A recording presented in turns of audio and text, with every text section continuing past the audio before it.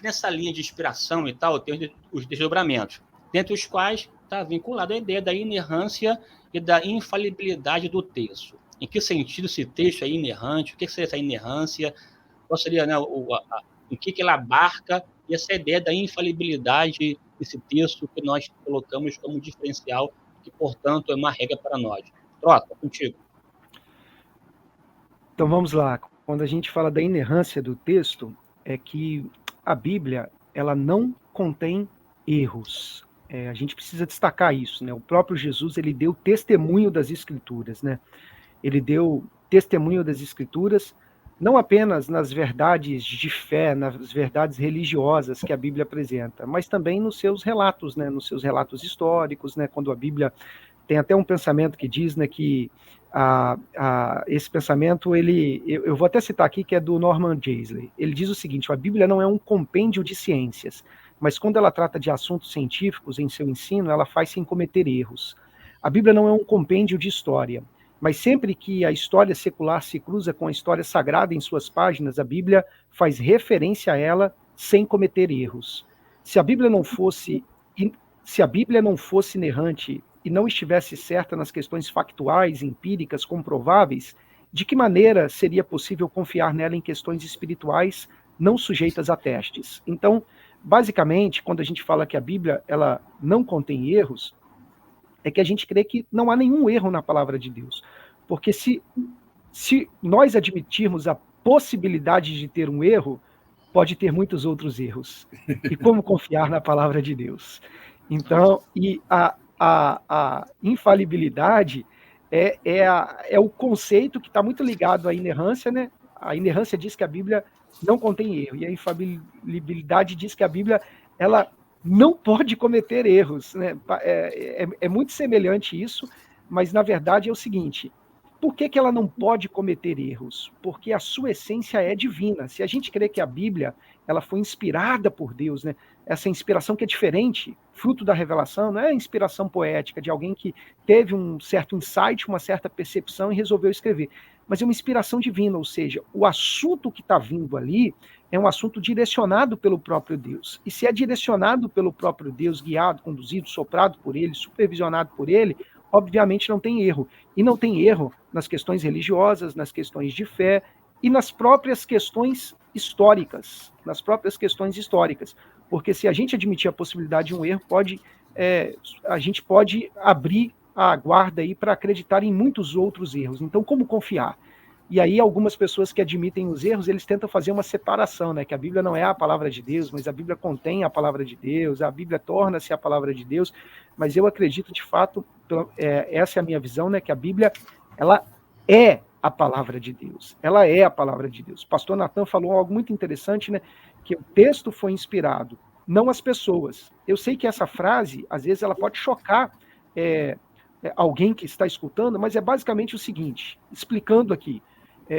Davi ele não foi inspirado por Deus para cometer o adultério com Batseba, mas a pessoa que registrou aquilo dali foi inspirada por Deus para que o texto fosse escrito. Porque se a gente acreditar que as pessoas foram inspiradas, e os erros que a Bíblia apresenta, erros não de escrita, mas erros de personagens, de homens, né? Abraão, ele mentiu, Davi adulterou, e tantos outros aí que cometeram seus equívocos, né? Essas pessoas, elas não erraram porque foram inspiradas por Deus para errar. Elas erraram porque eram seres humanos, eram falíveis. Mas Deus, ele inspirou o texto para que fosse registrado. Então, esse texto que escreve, que registra a história, esse texto, ele não contém erros. Natan, assim, então a gente percebe aqui que essa ideia de inerrância e infalibilidade está intimamente ligada à ideia da inspiração, né? Como se essa inspiração fosse, digamos assim, uma influência, um domínio do Espírito Santo na vida do escritor, na qual essa inspiração meio que bloqueou ou travou, foi uma barreira para que os defeitos do indivíduo fossem lançados ao texto, né? Porque nosso texto tem muito a ver conosco, né? É bem a verdade. O texto é a nossa cara, é a nossa forma de ver, nossa visão de mundo. Estamos ali revelados nos nossos textos. Então, em tese, as nossas imperfeições e defeitos também, de uma forma, são lançados nos textos que escrevemos, fazem parte de nós. Sim. E contrapartida aqui, foi aqui colocado pelo Trota aqui, que esses textos são inerrantes e infalíveis porque ele tem uma origem divina. Será que essa inspiração, de alguma forma, serviu como um bloqueio, e ela é a causa primeira da inerrância e da infalibilidade, e por conta disso, inclusive, os livros atuais que escrevemos não têm o mesmo peso dessa Bíblia por conta da inspiração ser distinta? Falei besteira ou eu tenho essa linha assim, não sei. Na verdade, a inspiração é distinta, né? É como o pastor Jael Trota colocou, com muita sabedoria, com muita precisão, né? Os personagens cometem erros. É interessante, eu estava falando ontem com uma pessoa que o que me apaixona na Bíblia é perceber que ela resiste aos erros dos homens. Se for obra escrita somente pela inspiração humana, nunca teria registrado os erros dos homens, porque nenhum homem gostaria de ver registrado o seu próprio erro. Davi não gostaria de ter registrado o seu próprio adultério. A gente não queria ver ali, né, a insanidade de Jefté. A gente não gostaria de ver ali que reis, né, foram reis maus mesmo, cara. O cara saiu para a idolatria. Ninguém ia querer registrar isso. Porque, na verdade, como você colocou bem, o nosso texto ele tem a nossa característica, tem o nosso peso. Então, o lindo da palavra de Deus é perceber que o Espírito Santo guiou esses homens e dentro dessa, né, cadeia, né, desses elos, né, da inspiração, da inerrância, da infalibilidade bíblica, nós vemos a providência divina guiando tudo isso, mostrando o seguinte, esse texto vai ficar registrado para que ele sirva de edificação, de confrontação e de ensino para gerações posteriores.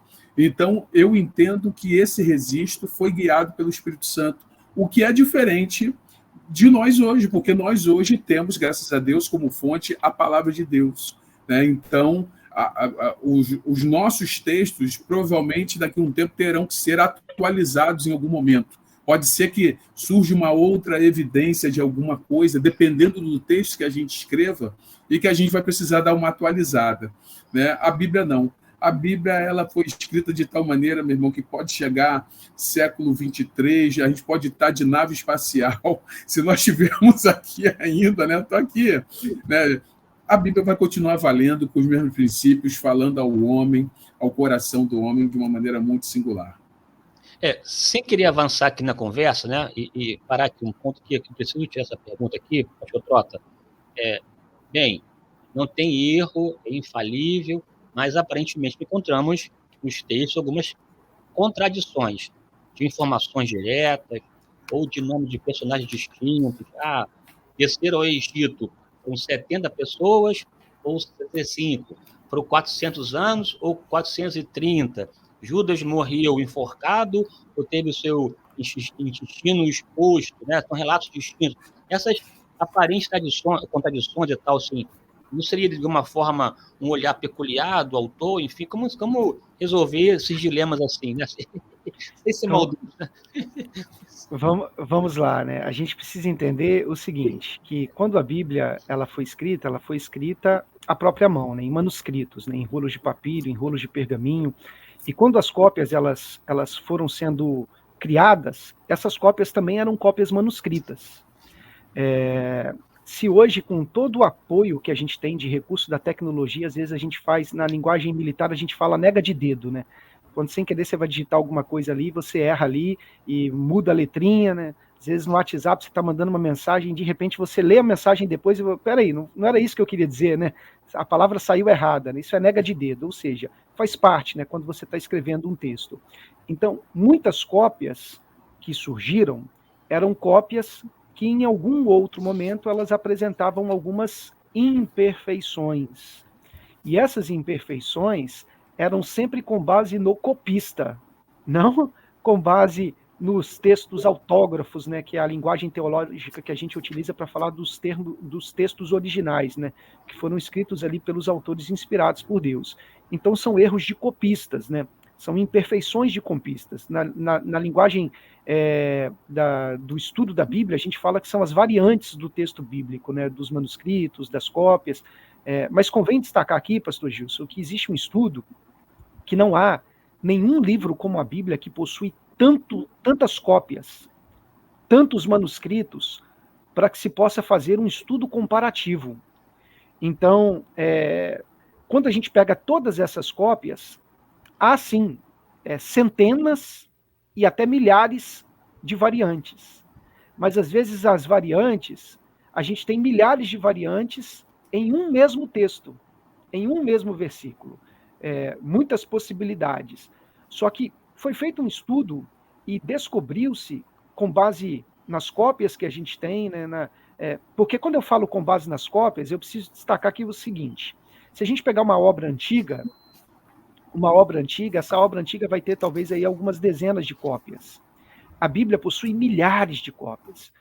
E quanto mais cópias se tem, de uma forma mais precisa, você consegue chegar até o sentido do texto. Essas variantes, de acordo com o estudo que foi feito, né, 99% da Bíblia ela é precisa, com 1% de variantes. E essas variantes, pastor Gilson, são variantes que não ameaçam doutrinas de fé. Vamos dizer assim, qual que é a diferença na sua vida espiritual saber se Salomão tinha 33 mil cavalos ou 30 mil cavalos? O que isso vai mudar na sua vida de fé? Então, uma diferença de número, qual a diferença que vai fazer na sua vida se o nome era Mordecai ou Mardoqueu? Se era Batseba ou Betseba, né? Qual a diferença que isso vai gerar na sua vida? Nenhuma. Quando a gente pega as doutrinas bíblicas, né, os textos fundamentais, a gente tem uma precisão desses textos. Então, essas variantes, elas existem, não pode ser ignorada, porque fazem parte do erro humano, né, do erro dos copistas. Só que hoje, por meio de estudos, a gente consegue comparar todos esses manuscritos. E a partir de 1948, né, foi feita uma descoberta muito importante no estudo da pesquisa bíblica, que foram os manuscritos das cavernas ali nas mediações de Qumran, próximo ao Mar Morto. Até então, a cópia mais antiga que a gente tinha da Bíblia, ela datava o século IX depois de Cristo. E a partir da descoberta dos manuscritos de Qumran, por meio da técnica de carbono 14, chegou-se a um entendimento que existiam cópias ali que datavam antes de Cristo. 60 antes de Cristo, o primeiro século da igreja, ou seja, a gente conseguiu reduzir cerca de 1000 anos a distância que existia entre as cópias e os autógrafos. Então, os manuscritos de Qumran provaram que os textos que a gente tem hoje, eles ainda conservaram-se íntegros em sua mensagem. Tem variantes, mas as variantes elas não são tão fundamentais assim. Acho que eu não sei se eu consegui me explicar tão bem. Não, Às vezes a linguagem é meio técnica, mas é basicamente isso. Não somente explicou assim, mas também até assim ampliou a pergunta, né, pastor Natan, sobre assim, os textos que nós temos hoje, que no caso em língua portuguesa, são textos confiáveis, têm credibilidade, estão relacionados ao conteúdo original em função dessa pulverização de cópias que aconteceram ao longo da história. E, ao fim e ao cabo, aqui isso colocou que é possível descansar, né, pastor? Eu posso pegar hoje a minha Bíblia aqui, em português aqui e tal, e dar uma descansada, porque é possível comparar e ficar em paz, né? Com certeza. Pastor Trota, realmente foi um esclarecimento muito grande. Por quê? Porque, na maioria das vezes, há um questionamento acerca da confiabilidade da Bíblia, do texto bíblico que nós temos em mãos. E o Senhor acabou mostrando para nós que, em questões de fé, nas doutrinas essenciais da fé cristã, está tudo registrado conforme Deus. E, realmente, para mim, não vai fazer diferença nenhuma se Salomão tinha 33 mil cavalos. E outra coisa, né? Diferença só de 3 mil cavalos, está tudo tranquilo, está tudo bem, está tudo dentro da margem de erro, né? Mas é muito interessante essa colocação, e eu deixo aqui um apelo, né? Na verdade, não seria nem um apelo, mas um encorajamento, né? Para que as pessoas realmente olhem para o texto bíblico como ele é, palavra de Deus, porque quando nós olhamos para o texto, as pessoas ficam tão preocupadas com detalhes que não farão diferença nenhuma e se apegam àqueles detalhes como uma desculpa para não permitir que a Bíblia faça uma leitura da sua própria vida. Porque enquanto nós lemos a Bíblia nos lê. E quando a Bíblia nos lê, ela melhora a nossa vida. Então, às vezes, a gente se pega em detalhes tão pequenos que a gente não permite a melhora e o maior objetivo que tem da palavra de Deus, que é transformar a nossa vida e nos fazer mais parecidos com a pessoa de Jesus Cristo. Palavra pastoral, né, amigo? Outro nível, né?